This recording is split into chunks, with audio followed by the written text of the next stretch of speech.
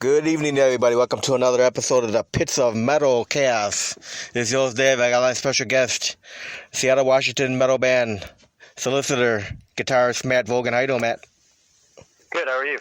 I'm good. So, Matt, tell me a little bit about the band, the history and all that good stuff.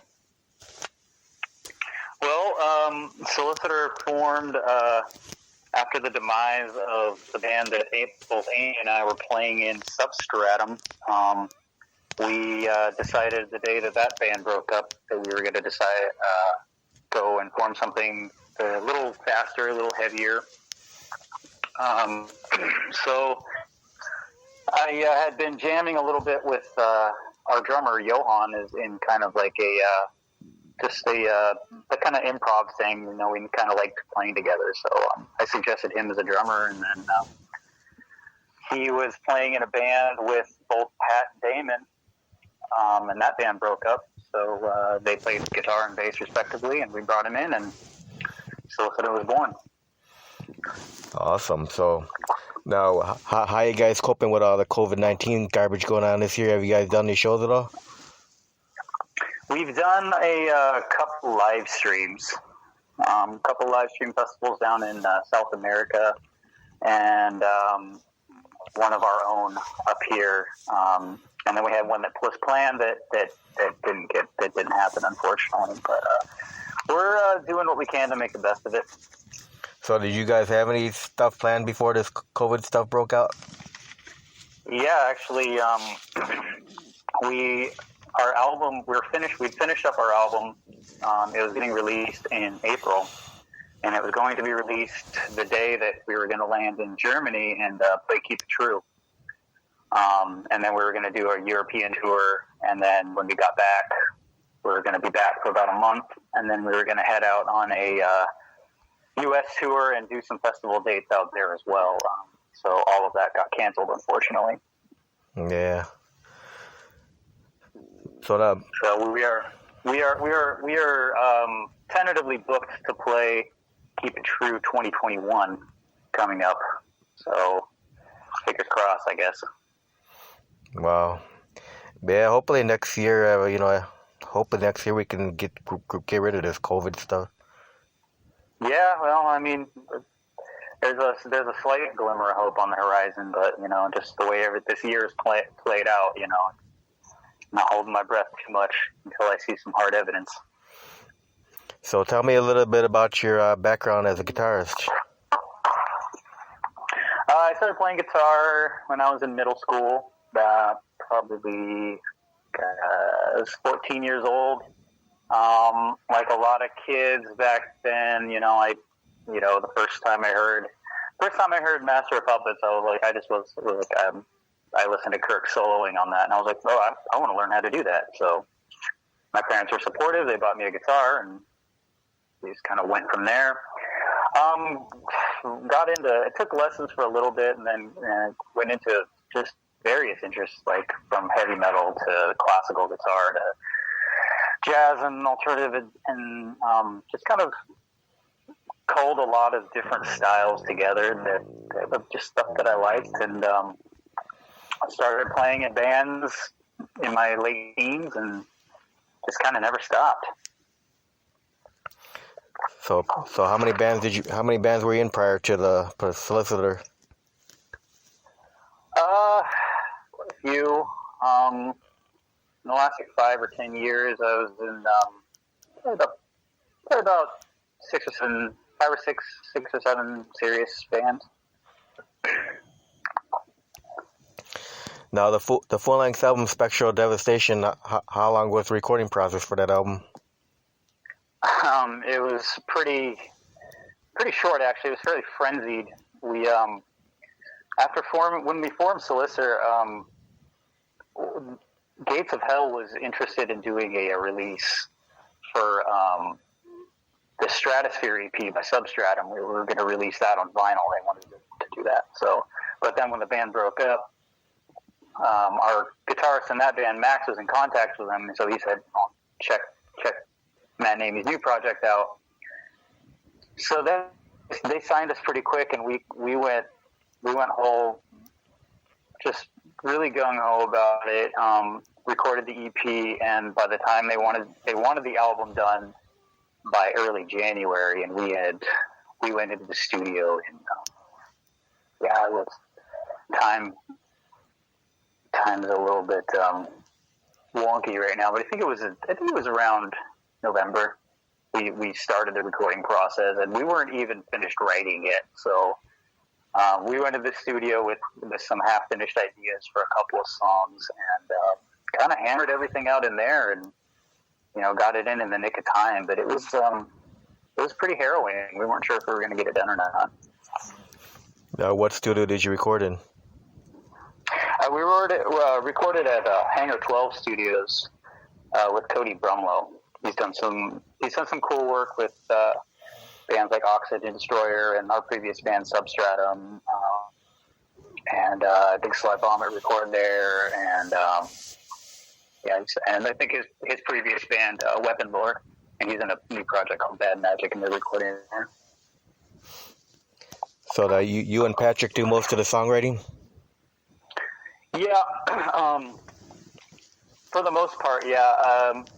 I wrote most of the stuff on the album just because I tend to come to the table with complete songs, and then we kind of tweak them as we go, and everybody writes their parts along to them. And so I had a lot of complete ideas already in the works, so we just kind of went with those. Going forward in the future, we're looking to experiment a little more with group songwriting and stuff like that. So kind of looking forward to where we go from here. Now, who writes all the lyrics? Amy writes all the lyrics, or at least has so far. So she takes care of all the lyrics and all the vocal melodies. Now, for the album, how's the sales been going so far? The shows? No, the album. How's the sales been going for the album? Oh, the sales. Pretty good. We sold out of the first press really, really fast. And the label got a second press on red vinyl out pretty quickly. And we only have a few copies of that left. And I'm not sure what label's at with their sales, but so we're on a second press, and there might be a third in the future. So it's going pretty good. It was released on vinyl, and then it was CD and a very limited cassette run. Now, have there been any reviews out there? Yeah, there's been quite a few. Most of them positive. So, given the craziness of the recording process, we felt we were pretty lucky, and that we kind of got away with one. When the reviews started coming out, and they were for the most part very positive. So consider ourselves fortunate in that regard. Yeah. So how's your hometown fan base? Really well. We were doing before shows unfortunately stopped. We were doing really well, and there's a couple bands around town that are kind of in the same style that we were playing around with a lot, and the response was great. So it was really a bummer when we had to put the brakes on it. Yeah, I can imagine. Yeah, I don't think there's really any way around that. Yeah. So have you guys been writing, new stuff since you haven't been able to really do anything? Yeah. So the only thing we really can do is write. We've got two new songs that are pretty much complete, and we have an idea hopefully to do a 7-inch here pretty soon, maybe at the beginning of the year. So we got a song that song that I wrote, a song that Pat wrote, and we're hoping to do the 7-inch release sometime early next year. And then we've got a bunch of new stuff that hasn't really been worked out yet, but we're in the process of starting to work out some new ideas and material for the next full length. So, it's day by day, because you never know. It's like, somebody had a COVID scare at work or something, so we got to take it easy for a few days, or somebody's got to get tested or whatever. So it's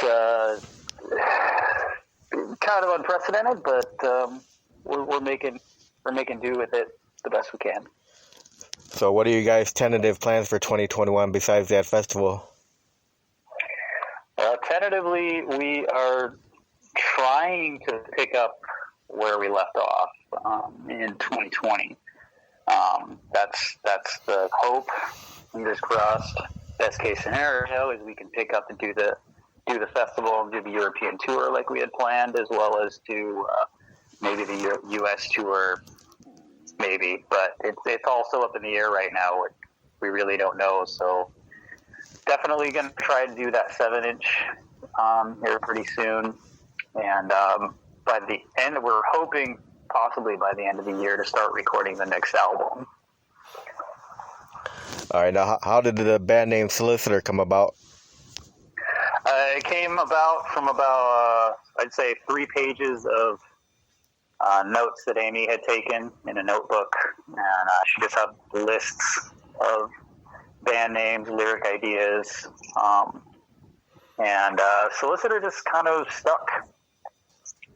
It's just kind of, we thought it was sleazy enough and suggestive enough to be memorable, so we went with it. All right, so have you guys opened for any national bands? Yeah, we opened for Flotsam and Jetsam. We were gonna open for Sabat Metal Lucifer, which would have been really cool. We also opened for Liege Lord, which was a big influence on the start of our sound. So that was pretty cool. I was pretty happy with that. So how'd you guys do on the Flotsam show? It was good. It was a lot of fun. I was surprised. I don't want to say surprised, but I didn't really know what to expect seeing Flotsam and Jetsam in their incarnation in 2019, and they absolutely blew me away how good they were. They were incredibly tight and just really powerful band. They were so good live. So we were very excited when we played with them. Now, have you guys done any touring? We did. We did a U.S. tour. Amy gets the credit on putting that one together. It was pretty quickly planned. We did 2.5 weeks, I think, across kind of up into Canada and across down to the U.S. As far east as Rochester and as far south as Louisville, and then hit Salt Lake City and everything in between on the way back. And that went for a first tour. At the time, all we had out was our EP, and we only had the, I think, CD copies that we had pressed. The vinyl wasn't even out yet. And it went really, really well. Like, the shows were fun. They were well attended. They were the bands were great. It was. We ended up with a few bucks in our pocket when we got back, so I paid. And at the end of it, it was pretty successful. Now, you guys haven't been to the Midwest yet? No, not really. We kind of passed through, but we haven't. That was one of the plans, was to stop on our this tour in 2020. We were going to stop through there, but we haven't been there yet. Yeah, like Illinois or Wisconsin one. Yeah, well, we played Chicago.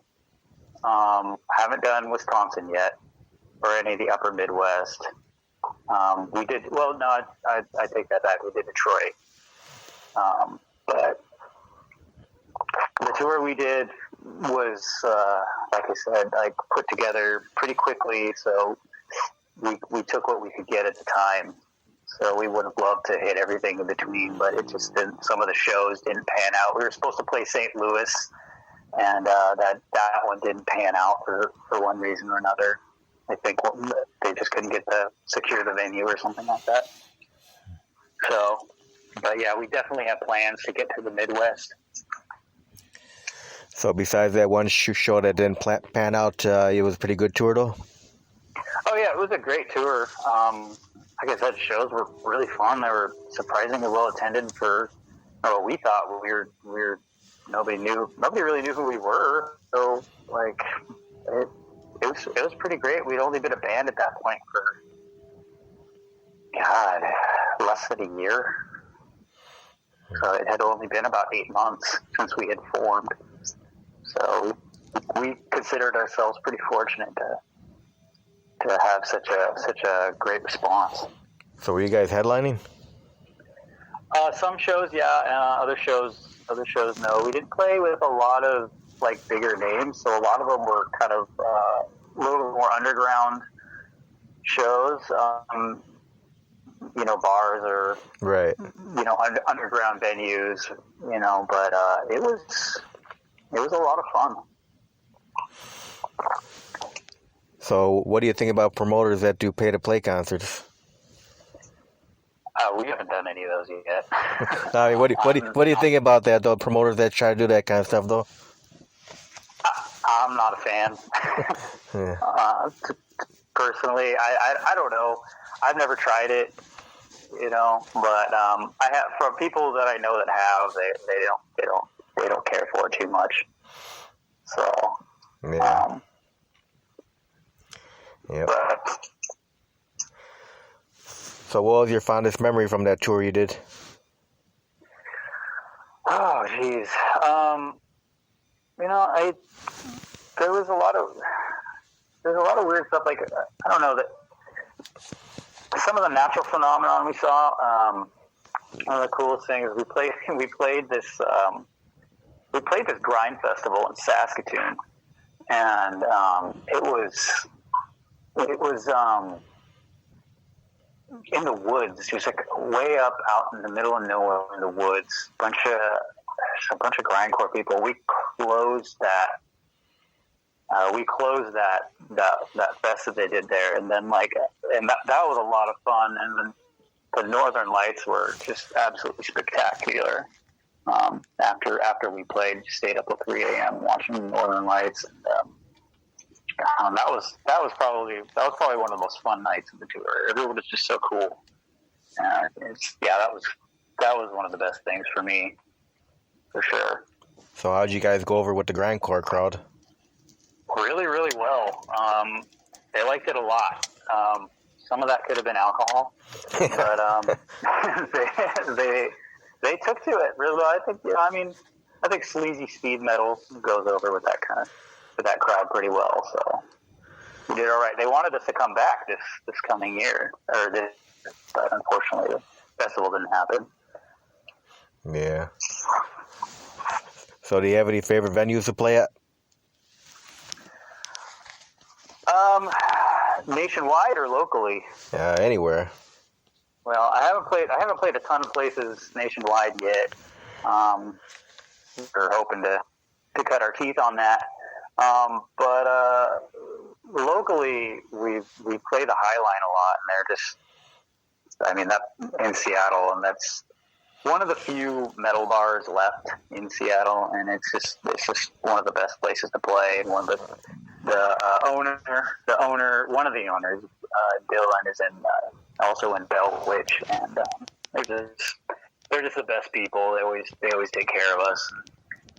So that's probably my favorite place to play in town, for sure. All right, so now, Matt, what do you think are the pros and cons in the music business? That's a loaded question, I think. I think one of the pros right now for music is, I don't necessarily mean during COVID, I mean just kind of in the more modern age, is that record companies help a lot, but in a lot of ways, if you need to, you can do it all yourself. If you have the know-how and the drive to do it, you can self-record, self-promote, self-release, pretty much everything. It could be intimidating, but it's also kind of liberating to be able to do that. as compared to maybe, I don't know, 20 or 30 years ago. So I'd say that's a big pro. I mean, the biggest con, I mean, it's hard to make any money. That's for damn sure. But, you know, again, if you put in the work, you know, you start seeing results. Yeah, you got to be in it for the love of the music these days. For sure, you know. So, I mean, that's kind of what I keep doing it for. I write music because I love to write music. I play because I love to play. Everything else is kind of a bonus. So what kind of advice would you give to up-and-coming metal bands out there?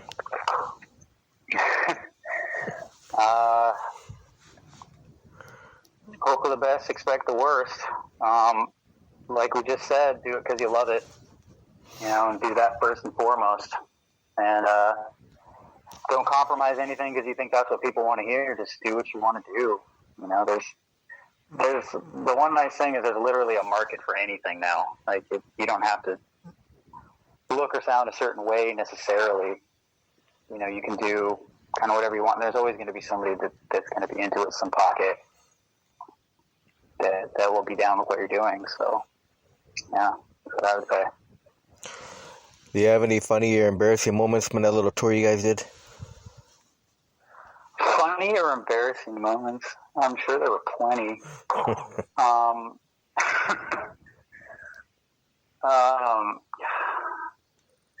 don't know if anything necessarily really comes to mind as a standout. You didn't fall over on stage or nothing? Fortunately, no. Almost a couple of times, but I stayed upright, and so did everyone else. So, yeah, maybe you'll think of something during the interview. Yeah, right. We need to get out there. We need to get out there more. You know, leave ourselves open for more opportunities like that. So what guitar players are your biggest influences? Biggest influences, guitar players. I mean, there's been a lot over the years. From when I was starting out, obviously, like, you know, Kirk Hammett was maybe want to play guitar, and then I moved on to other guys like, you know, like Randy Rhoads, obviously, but like Marty Friedman's always been one of my absolute favorite soloists in the metal genre. I just think his style is just so fluid and just elegant. He's definitely been one of my biggest lead player influences. I'm a huge fan of UK Sabat. So that stuff that was a big influence on my writing style for sure. Same with like a lot of that early dissection and so I'd say those guys are some of my bigger guitar influences. I also like a lot of jazz fusion, so you know, John McLaughlin's a big one. So yeah, guys like that. So what bands would you say are your biggest influences?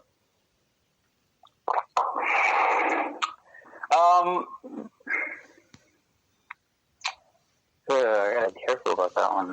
There's so many over the years. Definitely Sabat from the UK was a big one. Dissection, Megadeth,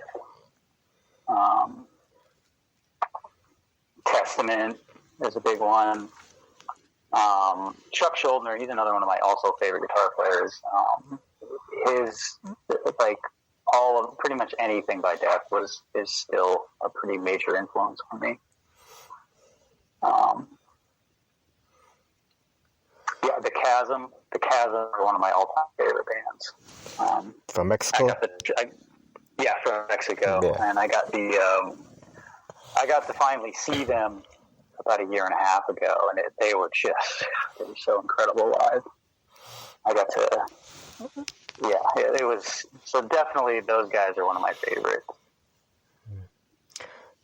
All right, so what musical artists inspire you? You know, besides guitar players, what other musical artists and music? Who inspires you? I am a pretty big classical fan.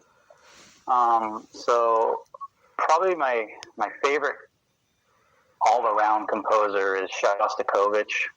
He's probably my number one. But I also love like Sibelius. I love Alexander Scriabin. Those guys. You know, that's some of the stuff when I'm trying to get ideas. I'll throw on something like that. Debussy I like a lot, and I'm pretty into jazz as well. I'm a big Eric Dolphy fan, big Anthony Braxton fan, Sun Ra, all that kind of stuff. Frank Zappa is probably one of my biggest musical influences, just all around. So I'd say outside of metal, that stuff probably where my passion lies. Yeah, it's always good to be open to different kinds of styles of music. Mm-hmm. Absolutely. I love metal, but I also love bringing in a lot of other influences. I think it kind of spices things up and keeps it more interesting. Yep. So, how many social media sites can we find the band Solicitor on? We're on Facebook. We are on Instagram. And I'm trying to think. I think that might be it. Yeah, so, Facebook and Instagram, and Bandcamp. That's our main hub is Bandcamp. So, how important is social media to your band? Pretty important. I am not the one that curates the social media site. That one kind of goes to Amy. That's more her specialty. But we've done fairly well on social media thanks to her curation, and it's played a big part in getting the word out for sure. Absolutely. So, and all our sales, of course, go through Bandcamp. So without that, we wouldn't be making any money during all of this. So you guys have an online store where you can buy merchandise? Yep. Yeah. If you go onto our Bandcamp, it's got all of our merchandise on it. We got T-shirts, records, pins, patches. We just ran out of stickers, but we're getting more printed. So. That's cool. Now, what would you, for as far as fans go, if you could have your fans remember one thing about you, what would you want that one thing to be that your fans remember about you? Good songwriting, hopefully. That's what I'd hope they remember about me personally, or about the band. No, you. Me personally? Yeah. I stick with that. Good songwriting. Good songwriter. Yeah. Yeah, I had Darren from Greyhawk on last night. He said, tell you, hey, when I do the interview tonight. Well, I'll tell him hello through here. Love that guy. He's a great dude. We played a lot of shows in Greyhawk. Both of us kind of came up around the same times. We shared a lot of bills. Great band, incredibly talented. Yeah, he said you're a great guy. Thanks.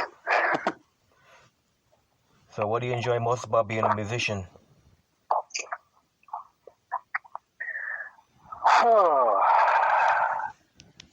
The outlet really gives me something to focus on. It gives me something to lose myself in. In the same way you can lose yourself in a good book, I can just lose myself in playing and composing. It kind of just transports me to somewhere else. Gives me something to really cling on to, especially times being what they are. It's just sort of being able to escape for a minute. It's been great, and just a mode of expression for myself, just so I can I could put something down and listen back and know that, and just go, hey, that's something I did. You know. So. Now, is there anything you hate about being a musician? I feel like there's a negative stigma sometimes attached to it these days. Not as cool as it once was. It's like, oh, you're a musician, okay? Like, you know, people at my job or whatever, you know, it's just kind of like, oh yeah, another guy in a band, I guess. And with that comes like you're a certain personality type as well. So I find that a little irksome sometimes, but for me, the positive that way, the negative by a landslide. Now, are there any musicians out there that you would love to collaborate with someday?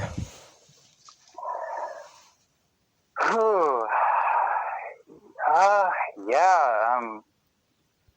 Geez, like just anybody? Yeah, whoever you would love to work with. Who would you love to work with? Oh man. I would love to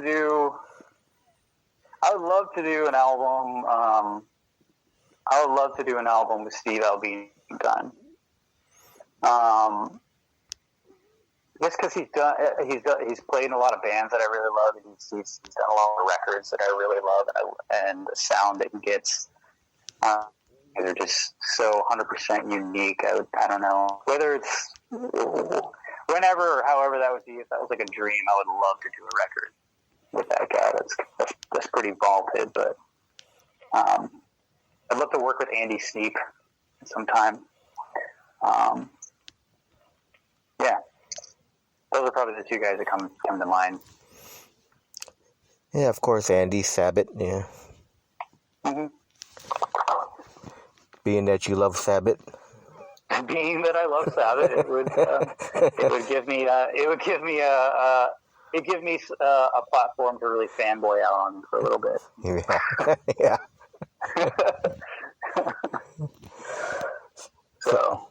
So now, if you could change anything about the music industry, what would you want to change?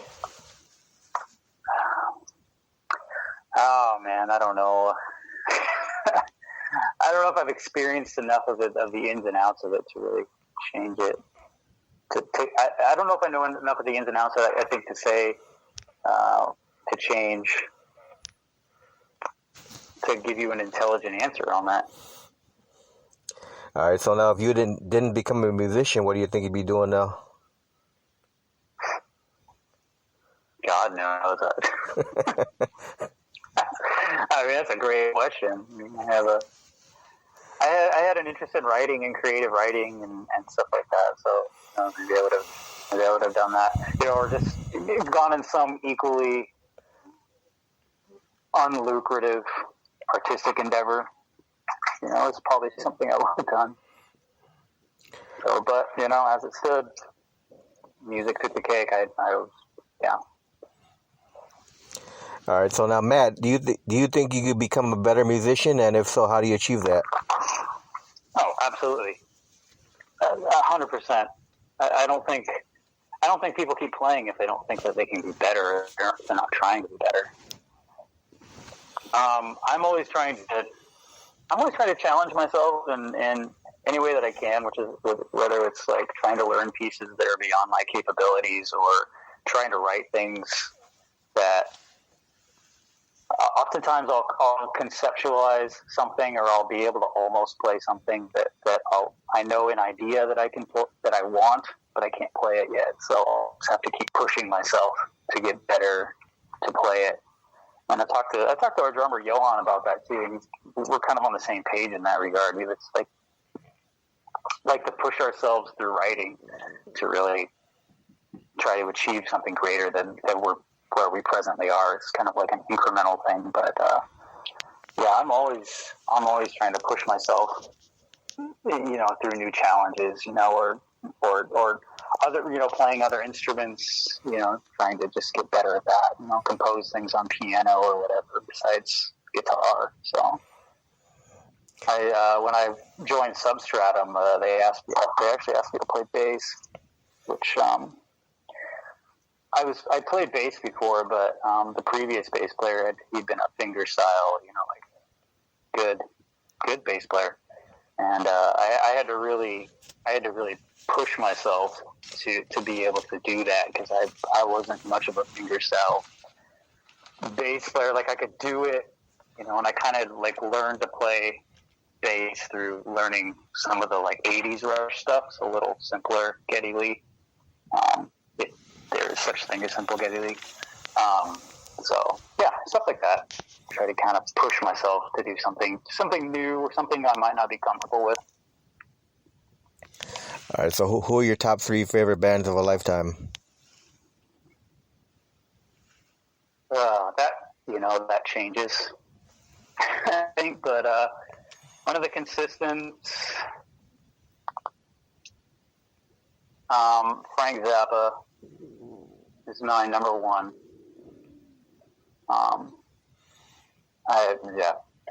And that covers such a broad spectrum of stuff. He did everything. So, but absolutely love him. God, and I'll think of something 5 minutes from now, and I'll come back. But Rush, love Rush, and God, so many bumping around in there. I'd say I probably would put the Chasm in there, because they're over the years I've just never grown old to me. I love that band so much. All right, cool. So what was the first concert you ever attended? First concert I attended was my dad took me to there's a place out here called the Gorge, and it's an outdoor concert venue that overlooks the Columbia Basin. They only open in summertime, and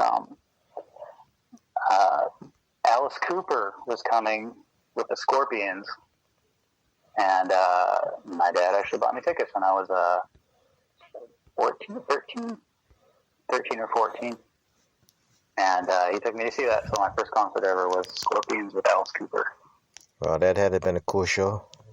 It was incredible. Like, I still remember it vividly to this day. So very, very cool. And then not long after that, he took me to see Rush, and at the time, my favorite band, Metallica. So that was quite an experience for a very young teenager who couldn't drive yet. I can imagine, man. So, where do you hope to see the band Solicitor, say, like 5 years from now? Well, I hope we have grown musically and have a long discography behind us. Like another couple albums and stuff like that. And I hope we're happy with where we're at. So. And I hope in 5 years we will have done a few tours. Yeah, that would be cool. Well, Matt, I want to thank you very much for taking time to do this interview tonight. No, thank you very much for having me. Oh, no problem. Now I'm going to play the song Terminal Force. What's that song about? Terminal Force. Amy would be a better one to dissect the lyrical.